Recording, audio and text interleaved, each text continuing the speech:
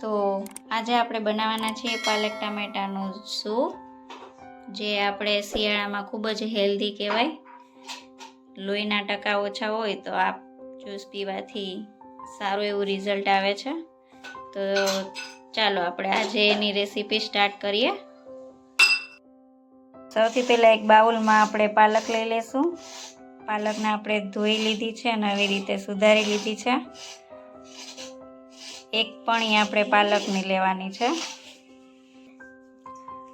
હવે આપણે આમાં થોડી કોથમીર એડ કરી દઈશું, એક પણી. મેં અહીંયા ક્વોન્ટિટી ઝાઝી રાખી છે, તમે તમારા હિસાબ પ્રમાણે લઈ લેવાની.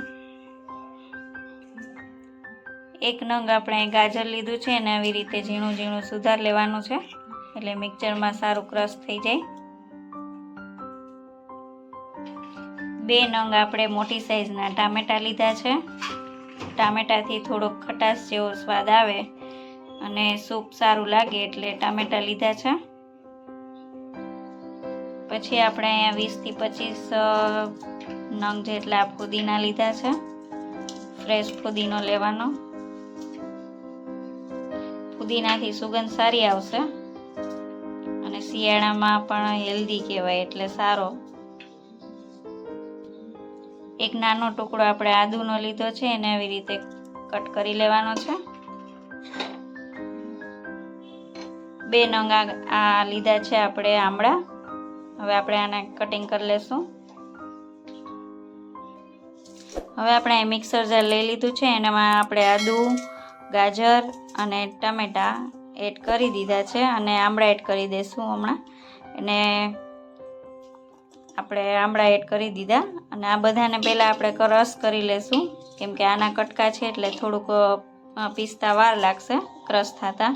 એટલે પહેલાં આપણે આને ક્રશ કરીશું, પછી આપણે પાલકની ભાજીને ક્રશ કરીશું. આમાં આપણે થોડું સંચળ એડ કરી દઈએ.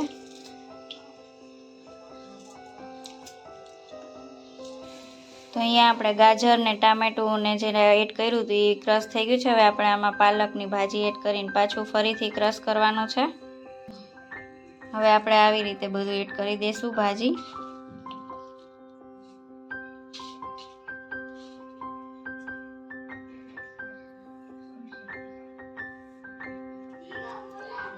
તો અહીંયા આપણું ક્રશ થઈ ગયું છે બધું મિક્સ કરેલું, પાલક ને ધાણા ભાજી ને ગાજર ને ટામેટું. તો જો એનો એકદમ નેચરલ કલર આવી ગયો છે. એટલે હંમેશા પાલક ને બધું ફ્રેશ જ લેવાનું છે. હવે આપણે આમાં તીખાની ભૂકી એડ કરી દઈશું. થોડો આપણે ચાટ મસાલો એડ કરી દઈશું. સંચળ નાખ્યું છે એટલે એ પ્રમાણે આપણે ચાટ મસાલો એડ કરી દઈએ. હવે આપણે અહીંયા 1 લીંબુનો રસ એડ કરી દઈએ. ટમેટું નાખ્યું છે એટલે એ પ્રમાણે આપણે લીંબુનો રસ એડ કરવાનો છે.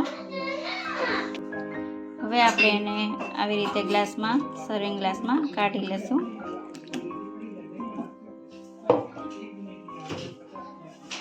તો તૈયાર છે આપણું પાલક ટામેટાનું જ્યુસ.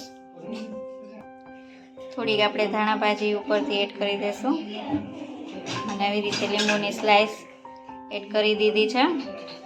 તો તૈયાર છે આપણું પાલક ટામેટાનું જ્યુસ, જેને લોહીના ટકા ઓછા હોય એના માટે તો આ બેસ્ટ છે પાલકનું જ્યુસ. તો તમે પણ જરૂરથી એકવાર ટ્રાય કરજો અને કોમેન્ટમાં કહેજો કે કેવું બને છે.